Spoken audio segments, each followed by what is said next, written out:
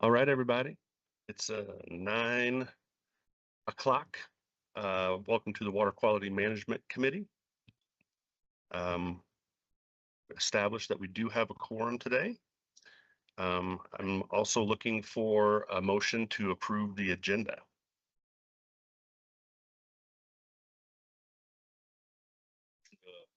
Agenda. Thank you, Wally. Second. Thank you, Mark. All in favor, say aye. Aye. Aye. All opposed, same sign. All right, passes. I'm also looking for a motion for the approval of the minutes from June 24th, 2026.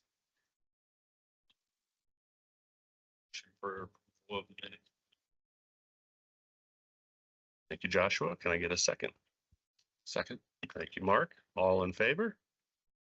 Aye. Aye. All opposed? Passes.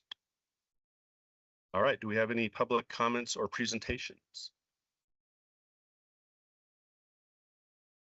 We do have a presentation for the wastewater system expansion project. Sounds good. I believe that is next on the action item agenda. Site application for Colorado Springs Utilities wastewater system expansion, the Milton Proby Interceptor. Take it away.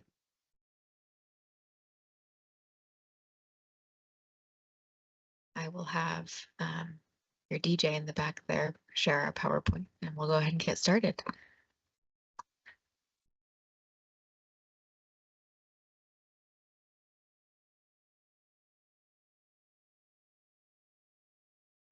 Alrighty, well, I was hoping to do some brief introductions because I'm not familiar with everybody on the board here. So maybe I can go ahead and start with myself and we can work around the room if that works. Okay, well, my name is Alex Parr. I am the environmental design lead for Kiewit on the wastewater system expansion project. And I'll unmute and let folks on the right of me go ahead and take over. Hi, everybody. I'm John Stramberg with Wilson and Company, and I'm the lead pipeline engineer on this project and the entire wastewater system expansion portfolio.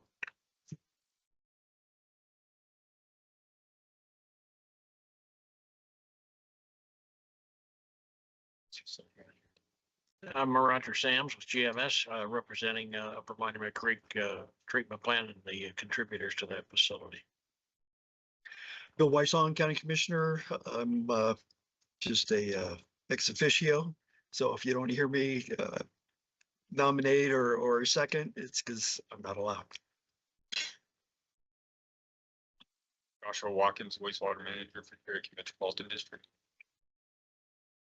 Thank you for the reminder to do introductions. I appreciate that. I am Brandon Bernard. I'm the operations manager for Security, Water, and Sanitation District. And I'm Angie Martell, environmental planner at PPACG. Hi, good morning, everybody. I'm Patty Zitla with Colorado Springs Utilities and assisted with the site location application for this project. I'm Roy Heald with the Security, Water, and Sanitation Districts, and like the commissioner, I work with Brandon, and Brandon said I can't talk, so.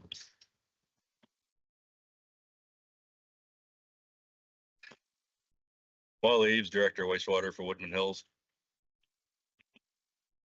Mark Foley, Colorado Springs Utilities wastewater planning.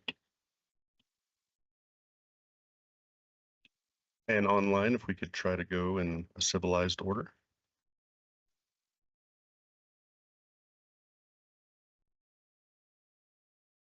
Very civilized. And jump in, anybody online. This is Connie King. I'm an environmental attorney and professional engineer. I represent Upper Monument and Security. And we were all muted, so now we're unmuted. So we're all trying to talk. Jonathan Moore, Fountain Sanitation District.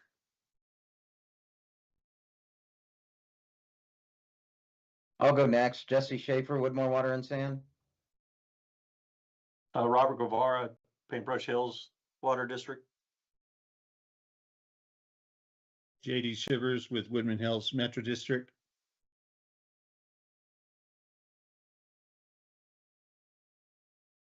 All right, I do believe that's everybody. Thank you very much. Now I will hand the floor over to Kiewit. Thank you. And now I figured out the microphone. I do not need to hold the button. Excellent. Well, if you go ahead to the next slide, please. Thank you so much. So just to give a little bit of background on the program's overall purpose. So phase 1 of the Colorado Springs Utilities Wastewater System Expansion Project includes 3 major projects that will provide critical conveyance infrastructure and include approximately 17 miles of new pipeline and the construction of 1 lift station. The Milton Proby Interceptor is one of these 3 key portfolio projects. Again, it's going to be supporting the long-term wastewater infrastructure needs and future growth of about, I think, 250,000 folks. It will improve system reliability, efficiency for treatment, and obviously public health protection as well. It will also be promoting sustainable management of those recovered water resources and ultimately will convey wastewater flows to the Las Vegas Street Water Resource Recovery Facility. Go to the next slide, please. Thank you. So here is a nice little schematic of the overall program. The Milton Proby Interceptor is in red. It's the red line kind of in the center of that figure. It begins at the Union Pacific Railroad and terminates west of Powers Boulevard. It is a pressure system, again, to convey flows to a future lift station and ultimately feed into that interceptor. As I mentioned, there are 3 projects, a part of this first phase of the wastewater system expansion project, and those other 3 projects will be submitted at a later date for your review and comment. Today, again, we'll just be focused on Milton Proby Interceptor. You go to the next map or next slide, please. Okay, so this slide represents the service area for this portfolio. And the Milton Proby Interceptor is the red line near the bottom of the page. And it just shows that it's supporting development east of the airport, essentially part of the Benning Lewis Ranch Central and South and future service areas highlighted further east in green. Next slide. So this schematic represents the pipeline, which demonstrating that there's some tie-ins from some existing mains, the project. So the project flows from the right to the left for east to west on this project. So the primary flow will be from a future phase of this project located further east, delivered from a force main into this gravity system. So this project is a 48-inch gravity sanitary sewer interceptor project flowing towards the Sand Creek lift station. It starts east of Hancock, crosses Academy, and then we receive flows from other sanitary sewer mains shown here tying into the project, and then flows to the left side of the page, and we're actually crossing under the Union Pacific Railroad and then tying into the existing gravity system conveying currently to the Sand Creek lift station. And from there, it's in the Sand Creek Interceptor delivered upstream north to the treatment plant. This slide here represents the project in a little closer view. You can see originally the project, we were extending the gravity a little bit further to the east. That's the white and red checkered area on the south side of the airport. This is a progressive design build project. We've done some value engineering, and now we are not going to need that gravity on the east side of the project. We're going to have from our lift station a force main delivering a little bit further west to the green part of this project. So the green part on this exhibit represents essentially what the schematic was in the previous slide. And this table represents the tie-in locations and the contributing flows to this new sewer interceptor line. That was the original one submitted the plans. And then, as I mentioned, we're not going to have gravity for the eastern portion of this project. So this table is the current tie-in list with the flows. So it essentially removed the tie-ins we're doing on the east side where the red and white checkered portion of the project was, and we're only taking the flows from the west side of the project. And so this is the updated flow table of the current configuration. Just wanted to talk a little bit more about the project here. The treatment plant has capacity to receive these flows, is what we're showing here. They have a capacity of 238,000 pounds per day, with existing loading of only 92,000 approximately. At the build out, we'll be contributing about 68,000 pounds a day, and that's about 68% the capacity of the permitted BOD loading capacity of the plant, and about 72% of the permitting flow capacity with the contribution from this project. So for the Milton Proby line, we've calculated the average daily flow is about 16 million gallons a day with organic loading of 48,000 pounds per day. And the key takeaway here is the plant has capacity to support receiving flows from this project, and it does not exceed the plant capacity. As far as the operations and maintenance, Colorado Springs Utilities will both own, operate, and maintain this interceptor project. And we wanted to share that the land acquisition for this project is currently underway. And entertain questions. Any questions for Kiewit? Are there any stations that are currently in operation? Was the gravity line? Not currently. We were, when the gravity line extended further east, we were looking at possibly the Drennan lift station tying into this project. That was a want, not a need for this project. So we not currently, but there's a future one that will be tying in. There's a future project for the Windmill Gulch lift station, and that is located near the east end of this project, south of Milton Proby on Powers. And so that would inject into or tie into this project, and we can support the capacity delivered from that project as well. That's in planning stages right now, but currently there is no other lift station we'd be taking offline. Thank you. Any other questions? Is any of this regionalization for a 208 plan that can be diverted to other wastewater plants that are closer? No, I'm not aware of any. No. I can speak to that a little bit. We did an alternatives analysis to look at the different treatment plants that could serve this area. And for our ratepayers, this bringing that flow to Las Vegas was our best alternative to access the existing capacity at that plant.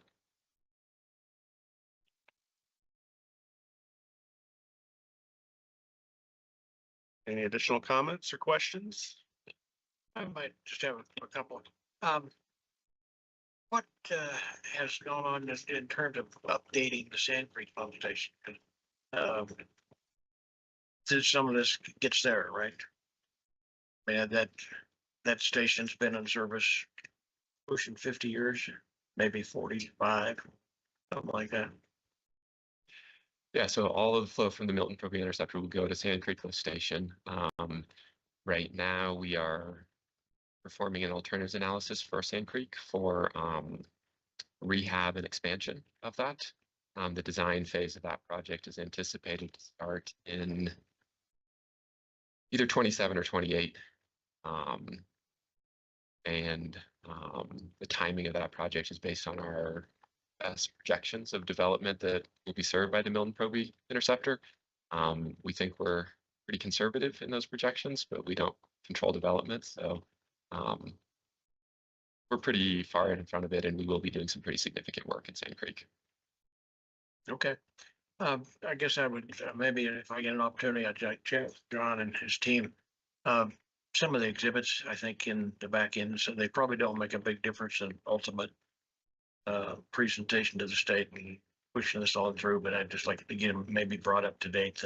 The wetlands exhibit, I'd like to suggest that there just be some more field work and kind of bring that up to reality, what's out there on the ground. Representing Little Johnson Reservoir as a significant impoundment, and it's not. Some of the well exhibit, I think we can suggest it could be updated and be more complete.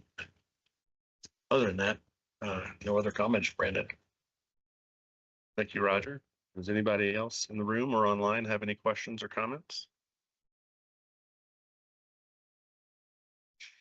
Hearing none, I would entertain a motion to move this site application to the Citizens Advisory Council.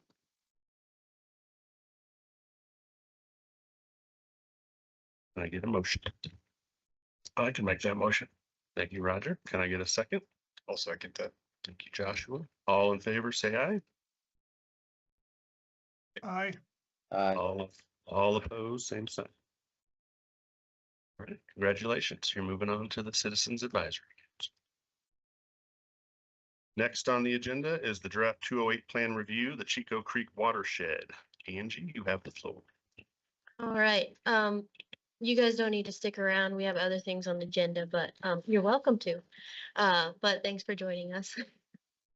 And I'll just note that I'll be in touch with you guys for the Citizens Advisory Committee as well. Okay.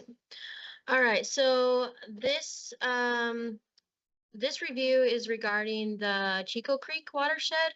So just a quick update on the process of the 208 plan review. You guys had seen sort of the introductory paragraphs so far, not including any specific watershed, but more laying the groundwork for the reason why we have a 208 plan. Moving forward, we're going to do one watershed at a time for review and comment. This will not be your only time to comment and review the Chico Creek chapter. This is just the first one. This will also go, after you guys have seen everything, it will go out to our larger 208 plan. I guess we're calling it a stakeholder group, which is people outside of the WQMC. And then of course for public comment and all that. But so just moving into this chapter, oh, and I also wanted to say the next in order, we will do Fountain Creek will be next. And then we'll do the Upper Ark, and last will be the South Platte, Upper South Platte and South Platte headwaters. So in that order is how we'll move through the watershed chapters of the 208 plan. So starting with the Chico Creek, I do have some specific areas that I'd like to point you guys to for just feedback on specific areas, but I'll open it up to the group. First, are there any sort of overarching comments that anyone wants to make on the chapter?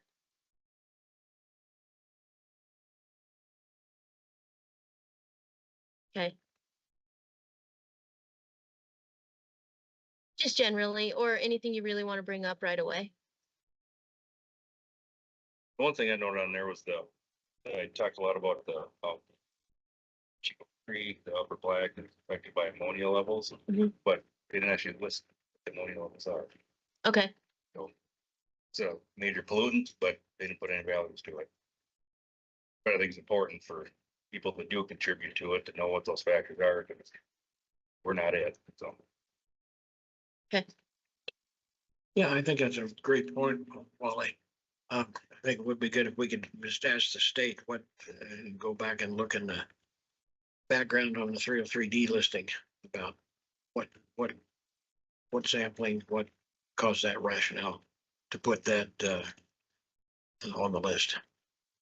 But I agree with Wally that the broad brush description of possible sources in the report the way it says today may not be terribly precise.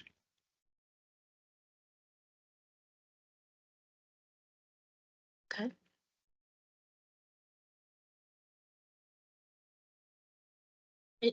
Go ahead. Thank you. Just a curiosity question, how does the drainage process fit into the 208 process? Can you clarify the drainage process? Sure. Right now, the city and county have a joint board that looks at, okay, as things get developed, what needs to be done, how it needs to be done. And since this is potentially way outside the city, I'm not sure if this is going to be all county as it relates to drainage. But since it's a really unique drainage basin that is developing, how does the drainage, process fit into the 208? I'm just Yeah. new enough to this that I don't know. No, good question. Excuse me. So I think specifically we addressed that in the stormwater section of each watershed has a stormwater section. It's required to under the 208 guidance. And I find that probably under the non-point source section, which I can tell you the page.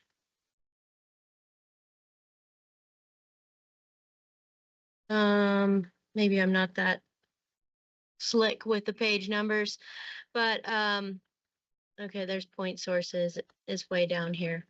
Anyway, it's under the non-point source section where we discuss stormwater, and that was actually stormwater was a concern that came up in the initial stakeholder meeting we held in 2025. We held individual watershed meetings. OWTS and stormwater, from my memory, were the two of the greater concerns, especially as related to increasing development. So we did capture it in terms of it is a concern. However, this plan it's not regulatory. It doesn't make anyone do anything. Which, there's two sides of that. But so the goal, I guess, is to have people who are building those stormwater plans, and so like the county stormwater plan is currently being updated or is about to be updated. And that we hope that they will be a stakeholder, or not a stakeholder. They will receive this for comments and everything. We hope that this would sort of encourage their decision making and tie it back to the watershed as a whole. It's just more of recommending them to do better sort of thing. But we can't really hold anyone's feet to the fire in this plan. Does that answer the question? I think I just blabbered. Okay.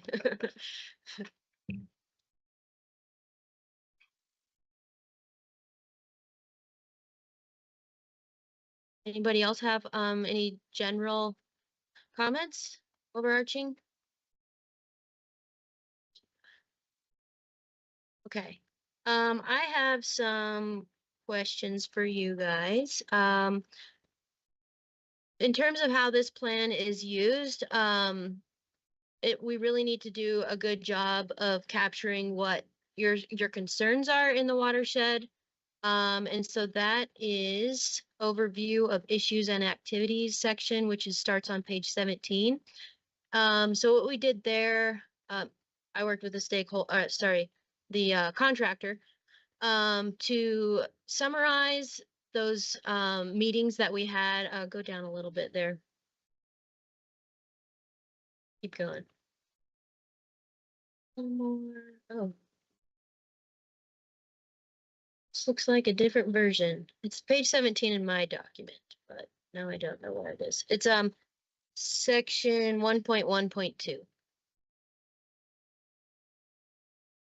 So anyway, we summarized those initial watershed meetings, the notes that we held with those targeted stakeholder groups, and you guys all took a survey. So we summarized the survey results specific to the watershed, not all the watersheds. So we took the Chico Creek results out of the larger survey, and tried to summarize them all here. So I don't think we're going to sit here and read through it right now. But this would be a section if you want to review it in greater detail later, unless you already have. And just make sure that, you know, your concerns are captured here. Because this then informs at the end of this chapter what our summary and recommendations are. And that provides guidance for different, there's a lot of people working within the watershed, and guidance for those people to, you know, make improvements in the watershed over time. It's also something that we point to when CDPHE says, oh, we have money for a thing, and we're like, cool, it's here in our 208 plan that says this is something that people care about, and we want to use it for this particular project. So in terms of how it's used, these two sections, the overview of issues and activities, and then at the bottom, the recommendations is at the end of the chapter section.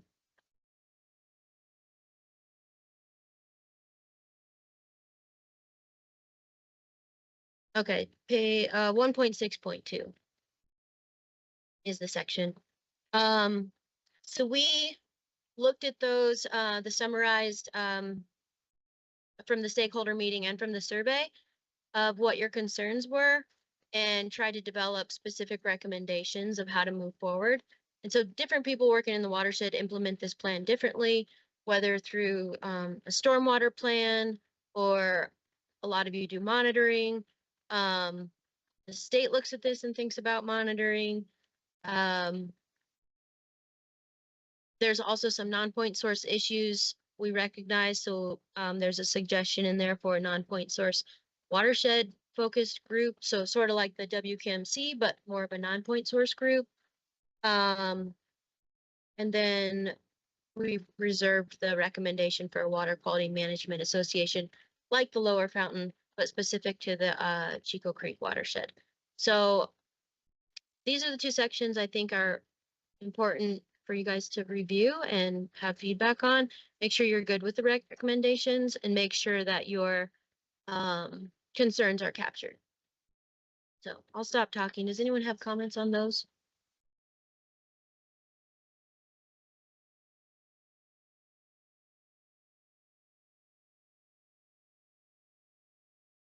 Can you remind me, Angie, when you wanted to comments on this by? I'm sorry. We don't really, I don't know that there's a hard deadline, mostly because we're just still working through the overall update. So it's here for you to comment today. We'll continue to review the other watersheds in previous 208, or sorry, in previous WQMC meetings. We'll evaluate if we need to have a specific 208 plan meeting for just focusing on this. But ideally, we want to have all of the technical updates completed by the end of the year. So if you have, you know, comments you want to make at a future meeting, you can bring them up there, or you can send them to me by email. Whatever works for you, really. End of the year.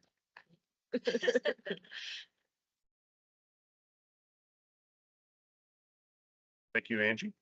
I don't believe we need to make a motion or anything. We're just commenting on that. Yeah, I guess the question here is, do you want this specific chapter to come back to a future 208 or WQMC meeting? From my perspective, yes. Okay, the next one? Yep. Okay. And those two sections were 1.1.2 and 1.6.2. Yes. All right, moving on in the agenda to discussion items, winter meeting schedule. All right, so we have some things coming up in October, and then there's PPACG has some conflicts for our October meeting. And then our November and December meetings are both on holidays.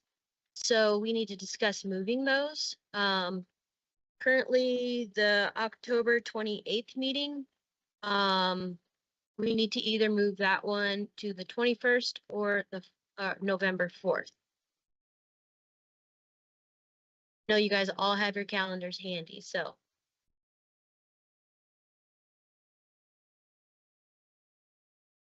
The Wednesday before and after October 28th. So October 21st or November 4th.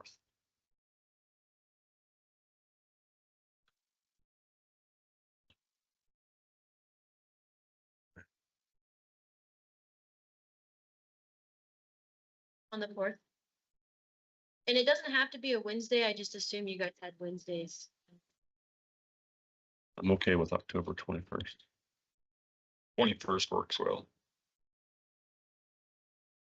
Conflicts, okay. Online, anyone? 21st works for me.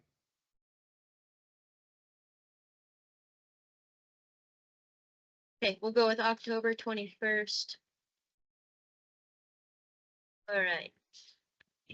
Move that one. November meeting. So that is on the 25th. We either need the 18th of November or December 2nd.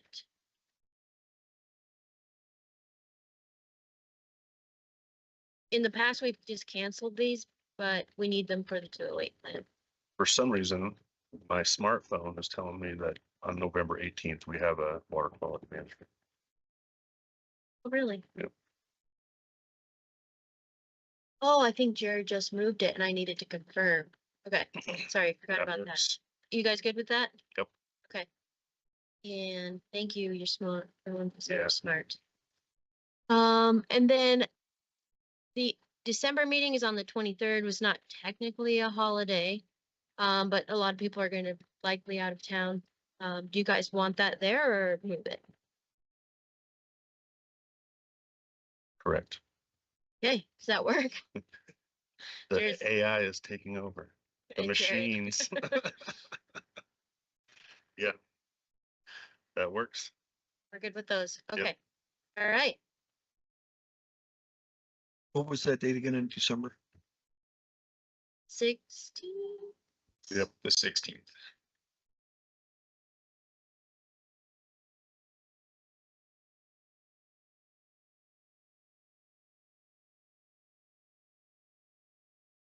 Does that conclude the winter We're schedule? good with those. Great. Yep. Thank you, Angie. All right, moving on to information items.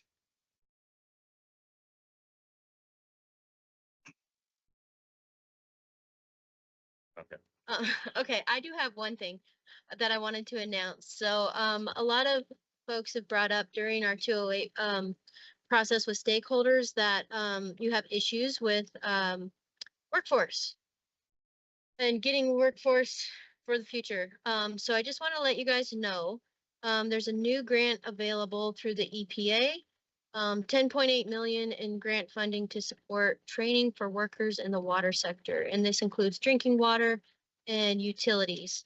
It's a really horrible grant name. It's super wordy. What was it? In case you wanted to look it up, Innovative Water Infrastructure Workforce Development Program. So to accelerate career pipelines in the water utility sector and provide access to water utility workforce opportunities, will help inform people about the role of water and wastewater utilities in their communities and increase the awareness of water utility career opportunities. And it's meant to support expanding career opportunities in drinking water and wastewater utility sector, elevating public awareness. And so they'll be doing developing apprenticeship and internship programs and education programs for elementary, secondary, and higher education students. They'll be developing industry collaborations and training programs and developing collaborations with community colleagues, technical schools, and utilities to address water utility employment needs. So just wanted to make you guys aware of that. You're not necessarily eligible for the grant, which is fine. But you may be part of the collaborations if someone wants to develop sort of an internship program with you. So that you may see rolling out in the, well, I mean, you will see rolling out, but maybe, hopefully some of it will come to our area.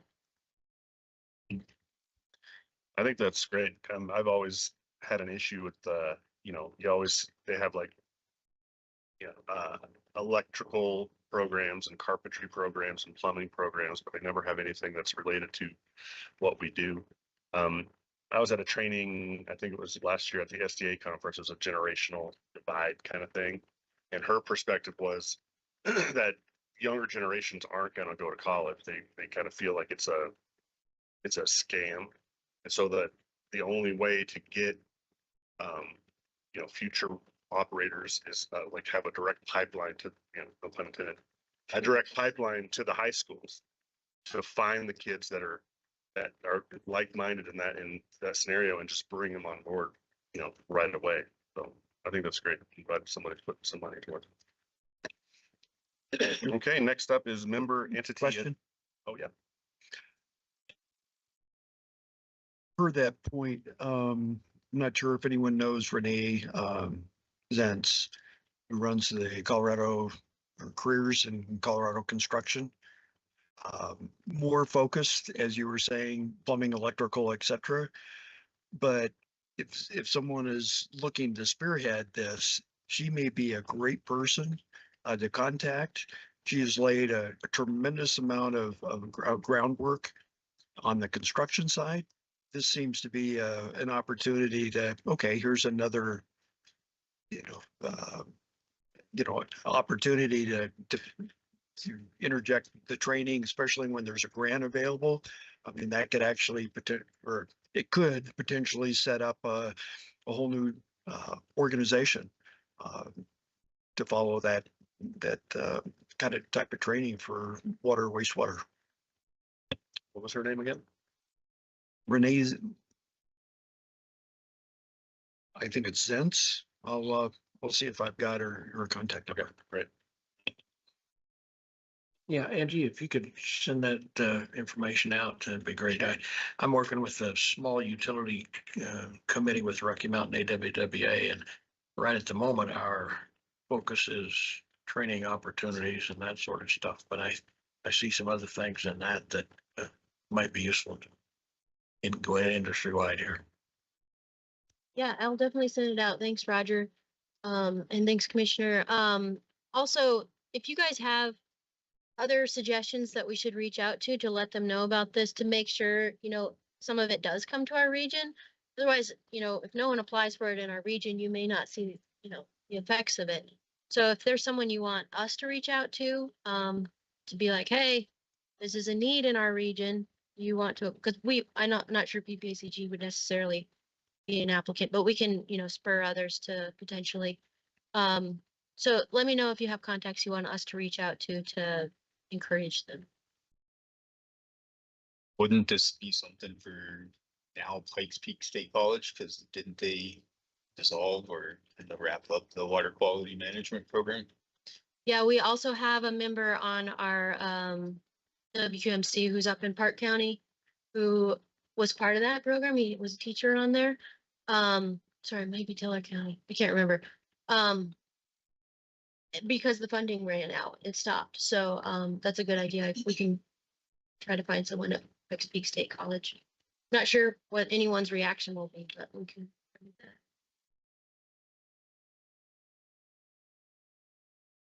But again, even when they did have that program, it was amazing how difficult. I mean, we were right across the highway and couldn't get anybody to apply for a job.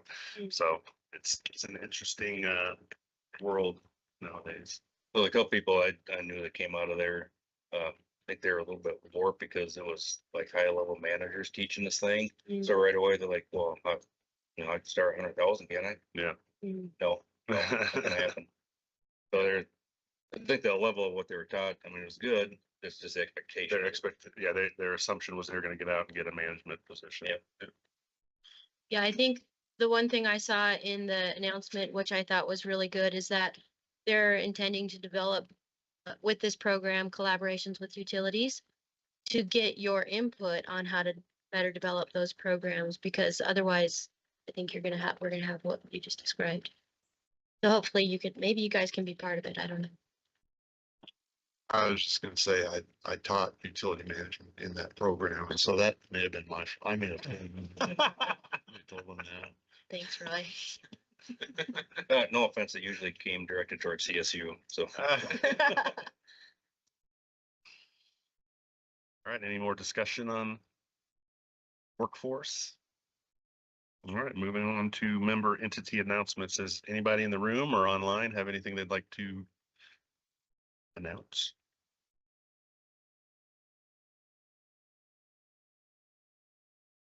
All right, hearing none. So meeting schedule, I believe that's what's on the screen right now.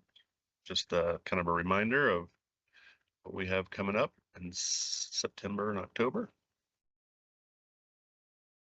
Any questions or comments on the meeting schedule?